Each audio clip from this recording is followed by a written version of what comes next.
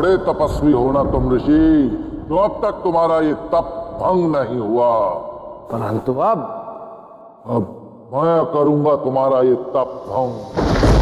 अब तुम्हारे कानों के समीप आकर ऐसी विचित्र ध्वनि निकालूंगा, तुम्हारे कान के पर्दे तक फट जाएंगे। ये सब क्या था कृष्ण? क्या पता क्या था, कदाचित कोई ज्वालामुखी फटी होगी, उसमें से कोई बड़ा सा पत्थर आके आया होगा यहाँ पे, होता रहता है। किंतु अब सब ठीक है, तुम चिंता मत करो। किंतु तुम यहाँ क्या कर रहे हो? स्वर्ण है, मैंने कहा था यदि तुम मुझे पुकारोगी तो मैं अवश्य आऊंगा। तुमने मुझे पुकारा, मैं आ गया। कृष्ण कहाँ हो तुम? तुम्हें यहाँ नहीं आना चाहिए था कृष्ण। कहीं ऋषि दुर्वासा की तपस्या भंग हो गई तो? राधा के लिए कोई श्राप सहना, किसी श्राप को जीना, उसका एक अलग ही आनंद है।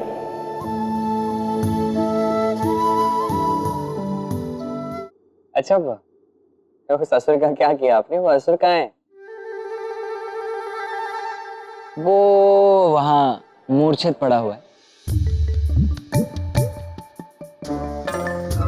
जैसे ही मूर्छा से बाहर आएगा तो उसका अंत कर दूंगा। वो क्या है कि यदि मूर्छित अवस्था में किसी का अंत कर दो तो उससे पता कैसे चलेगा कि उसका अंत किसने किया है?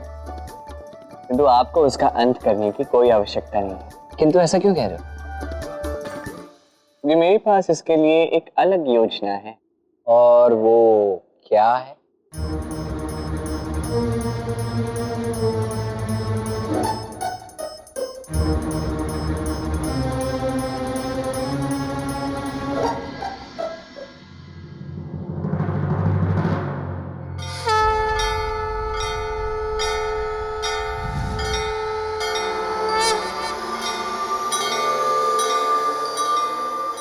अब ये क्या कर रहे हो कान्हा?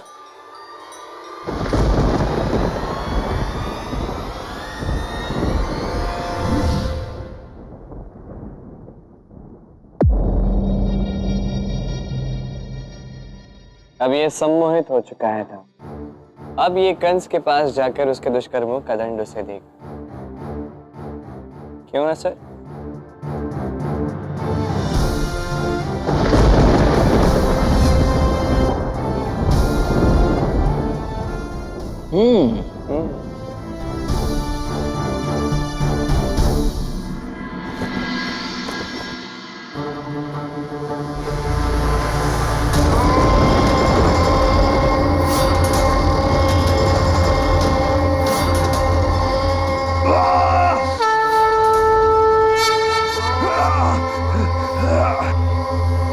कर्कशासुर, बुद्धि भ्रष्ट हो गई तुम्हारी।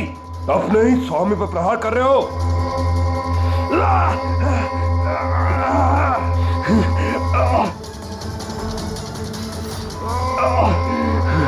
कर्कशासुर, रुक जाओ, रुक जाओ।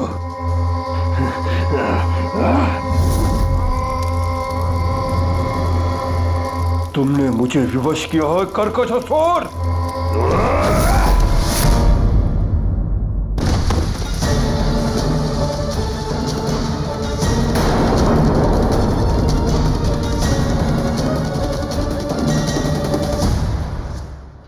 हुआ क्या महाराज? उसने मेरे ही असुर को सम्मोहित करके महाबली कंस पर आक्रमण करने भेज दिया। अर्थात हमारी योजना फिर से विफल हो गई महाराज। अब मुझे नई योजना सोचनी होगी। किसी भी प्रकार मुझे उस कृष्ण को ऋषि दुर्वासा के श्राप से भस्म कराना होगा। और मैं महाबली कंस ये अवश्य करूंगा, अवश्य करूंगा मैं।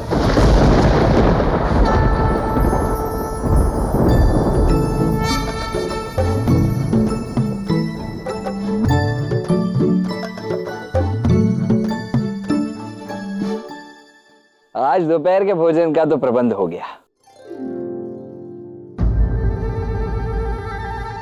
नहीं नहीं नहीं नहीं नहीं नहीं कान्हा, देखो तुम्हारे मुख पर जब भी मैं ये मुस्कान देखता हूं ना, तो मुझे भय सा लगने लगता है। अब कौन सी लीला करने वाले हो तुम? अरे नहीं नहीं दाऊ, आप भयभीत क्यों हो रहे हैं? मैं तो यही सोचकर प्रसन्न हूं कि समर्पण के प्रथम पग पर मुझे राधा की स्वीकृति मिल गई है कि वो अब भी मुझसे प्रेम करती है। किंतु ये अब देखिए ना क्या हो रहा है। मैं यहाँ दूर पहाड़ पर बैठा हूँ, वो वहां दूर उधर नीचे ऋषि दुर्वासा के आश्रम में बैठी हुई है। मैं यहाँ पे राधा से दूर दूर रहने के लिए थोड़ी ना आया हूँ। मैं तो यहाँ पर राधा को समर्पण का प्रथम पग लेने की ओर अग्रसर करने आया हूँ, है ना? बिल्कुल कान्हा, वही तो। तुम यहाँ पर्वत पर रहकर राधा को ये सब कैसे समझा पाओगे भला? वही तो कह रहा हूँ, राधा और कृष्ण को एक समय पे एक स्थान पे होना चाहिए। किंतु जैसे ही मैं नीचे जाता हूँ ना, राधा शुरू हो जाती है, कृष्ण तुम यहाँ क्यों आए हो? तुम्हें तो ऊपर वहां जाना चाहिए, ऋषि दुर्वासा के पास। यदि उनका तप भंग हो गया तो वो श्राप वाप दे देंगे। ये सब करते मैं समझ नहीं पाता, करूँ क्या? किंतु कुछ तो करना होगा। राधा और कृष्ण को एक साथ आना ही होगा, एक स्थान पर आना ही होगा, अन्यथा प्रेम सिखाने का यह कार्य पूर्ण कैसे होगा?